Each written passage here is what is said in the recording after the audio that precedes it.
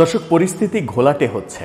ক্রমেই আকাশে আরও বেশি মেঘ জমছে, ক্রমে আরও অন্ধকার ঘনিয়ে আসছে।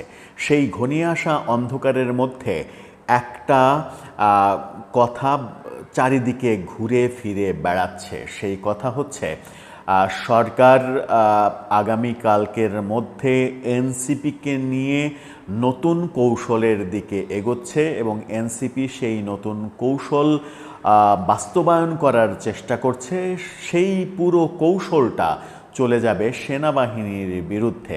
সেনাবাহিনীকে যখন আস্থায় নেওয়া প্রয়োজন, তখন সেনাবাহিনীর বিরুদ্ধে সবার একাট্টা হয়ে একটা বড় শোডাউনের চিন্তাভাবনা হচ্ছে বলে চারিদিকে গুঞ্জন উঠেছে। সেই গুঞ্জনটা কি সত্যি?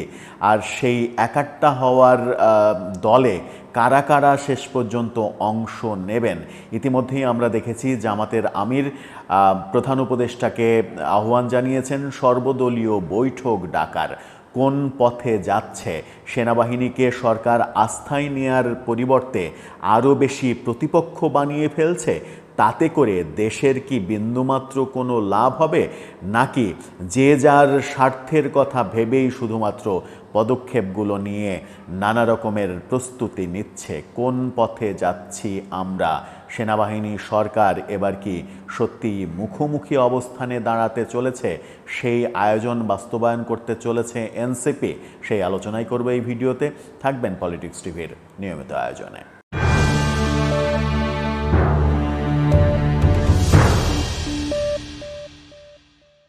দর্শক, পলিটিক্স টিভির নিয়মিত ভিডিওগুলো স্পন্সর করছে প্রজাপতি.টিভি, নতুন ওটিটি প্ল্যাটফর্ম। আপনারা চাইলে ইউটিউবে, ফেসবুকে, ইনস্টাগ্রামে, টিকটকে দেখে নিতে পারেন। ডেসক্রিপশন বক্সে লিঙ্ক দেওয়া থাকবে, সেখান থেকেও আপনারা দেখে নিতে পারেন প্রজাপতির কার্যক্রম। চলে যাচ্ছি মূল ভিডিওতে। বলছিলাম যে সেনাবাহিনীর বিরুদ্ধে একটা বড় ধরনের শোডাউন করে একটা মেসেজ দেওয়ার প্রস্তুতি চলছে, এমন গুঞ্জন চতুর্দিকে উঠেছে। কি হতে পারে সেটা? শোনা যাচ্ছে সরকারের যে ছাত্র উপদেষ্টা এবং অতি উৎসাহী উপদেষ্টারা, এনসিপি, সরকার সবাই মিলে যে কাজটা এখন করছে সেটা হচ্ছে জুলাই অভ্যুত্থানের পক্ষে যত রাজনৈতিক দল ছিল সেই সমস্ত রাজনৈতিক দলগুলোকে এক প্ল্যাটফর্মে এনে একটা বড় শোডাউন, একটা মহাসমাবেশের মতো করা, যেন সেনাবাহিনীর কাছে একটা মেসেজ যায় জুলাই অভ্যুত্থানের সকল শক্তি ঐক্যবদ্ধ আছে, সেনাবাহিনী কিছুই করতে পারবে না। এতে করে কি খুব একটা লাভ হবে? সেনাবাহিনীকে এই মুহূর্তে যখন আস্থায় নেওয়া উচিত, সেনাবাহিনীর সঙ্গে কাঁধে কাঁধ মিলিয়ে যখন কাজ করা উচিত। কারণ 5 আগস্টে শেখ হাসিনা সরকারের পতনের পরে প্রথম দায়িত্বটা নিয়েছিলেন সেনাপ্রধানই। তিনিই দায়িত্ব নিয়ে 3 দিন পরে সরকার গঠনের যত ধরনের আয়োজন, সেই আয়োজনগুলোর মধ্যস্থতা কিন্তু তিনিই করেছিলেন। তাকেই যদি এখন আপনি সরিয়ে দেন, তাকে যদি আপনি প্রতিপক্ষ বানিয়ে ফেলেন, সেনা একেবারে পুরো সেনা পরিবারকে, সেনাবাহিনীকে যদি আপনি প্রতিপক্ষ বানিয়ে ফেলেন, তাহলে এটাকে দেশের জন্য কোনো লাভের ব্যাপার হবে? নিজেদের লাভ কিংবা নিজেদের অস্তিত্ব মজবুত করতে এই ধরনের সিদ্ধান্তের দিকে যদি কেউ যেতে চায়, তাহলে সেটা বড় বিপদ ডেকে আনবে বলেই মনে করছেন বিশ্লেষকরা। তবুও কিন্তু এই আলোচনা থেমে নেই। এই আলোচনা চলছে সরকারের মধ্যে, বিভিন্ন রাজনৈতিক দলের সঙ্গে আলোচনা করে একটা ঐক্য প্রক্রিয়ার ব্যবস্থা চলছে এবং সেই ঐক্য প্রক্রিয়ার মাধ্যমে একটা বড় শোডাউন করে একটা মেসেজ দেয়া যে সবাই এক আছে। যে ঐক্যের ডাকটা গতকালকে থেকে শুরু হয়েছে, উপদেষ্টা মাহফুজ আলম পোস্ট দিয়ে তার আগের বিভেদের যে কথাবার্তা, সেই কথাবার্তা থেকে ক্ষমা চেয়ে নতুন ঐক্যের ডাক দিয়েছিলেন। আসনাত আবদুল্লাহরা সবাই ঐক্যের ডাক দিয়েছিলেন। এখন পর্যন্ত যা কিছু পোস্ট দেখা যাচ্ছে, সবাই শুধুমাত্র ঐক্যের ডাক দিচ্ছেন। সেই ঐক্যের যখন ডাক দিচ্ছেন, তখন তার আগের মুহূর্তের কথা যদি আমরা চিন্তা করি, পাল্টাপাল্টি কর্মসূচি দেখেছি আমরা এনসিপি এবং বিএনপির। এনসিপি বিএনপি পন্থী বলে 3 উপদেষ্টার পদত্যাগ চেয়েছে, বিএনপি 2 ছাত্র উপদেষ্টার পদত্যাগ চেয়েছে, ইশরাক হোসেনকে ঢাকা দক্ষিণের মেয়র হিসেবে বসতে না দেওয়ার যত ধরনের কলকবজা ব্যবহার করা দরকার সেগুলো সরকার করেছে, বিশেষ করে আসিফ মাহমুদ সজীব ভুঁইয়া করেছেন, সেগুলো এখন তারা ভুলে যেতে চাইছে। ইশরাক হোসেনকে হয়তোবা কালকে পরশুর মধ্যেই ঢাকা দক্ষিণ সিটি কর্পোরেশনের মেয়র হিসেবে শপথ পড়ানোর কাজটা করে ফেলবেন, এমনকি সেটা আজকের মধ্যেও হয়ে যেতে পারে, যেন বিএনপি মোটামুটি পক্ষে আসে। এবং বিএনপিকে যদি রাজি করানো সম্ভব হয়, বিএনপি এবং জামাত হয়তো রাজি হবে, ইসলামী দলগুলোকে রাজি করানো তাদের পক্ষে খুবই সহজ, যেহেতু তাদের মধ্যে একটা অ্যালায়েন্স তৈরি হয়েছে। বিএনপিকে রাজি করানোর চেষ্টা চলছে। বিএনপিকে এই মুহূর্তে রাজি হবে যখন বিএনপি স্পষ্ট বার্তা দিয়েছে ডিসেম্বরের মধ্যে নির্বাচন নিয়ে কোনো তালবাহানা করলে সরকারের প্রতি সমর্থন আমাদের থাকবে না, এমন ঘোষণা দিয়েছে। তখন বিএনপি সরাসরি সেনাবাহিনীর বিরুদ্ধে যে কর্মসূচি যায় সেই কর্মসূচিতে কি অংশগ্রহণ করবে আপনার মনে হয়?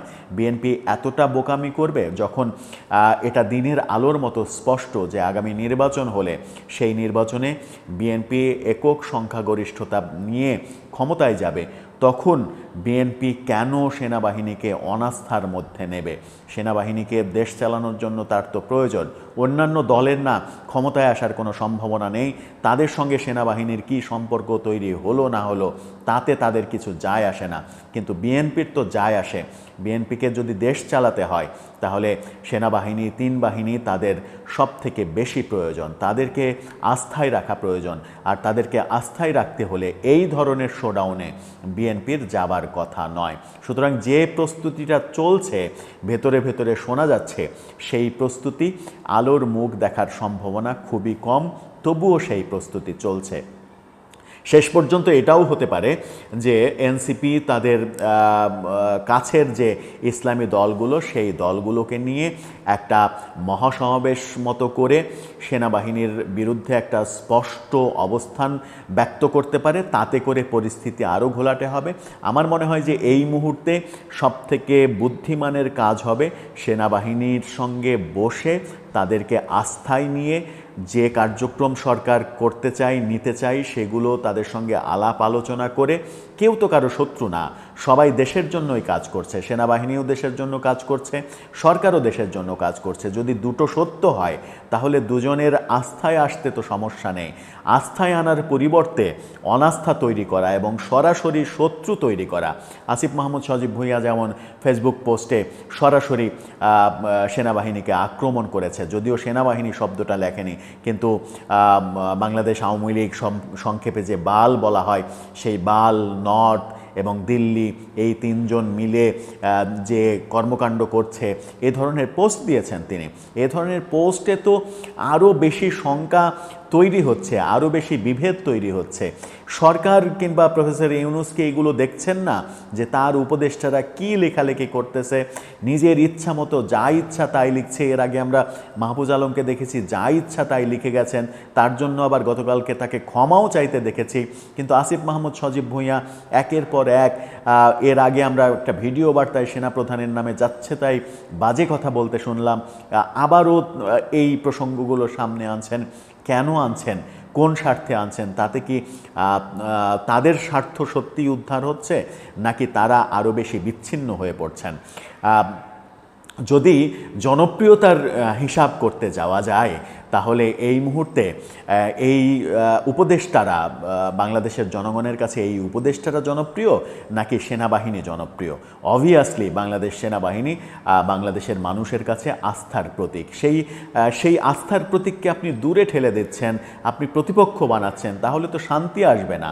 শান্তি আনতে চাইলে, সত্যিকার অর্থেই যদি আপনি শান্তি আনতে চান, তাহলে তাদেরকে আস্থায় আনতে হবে।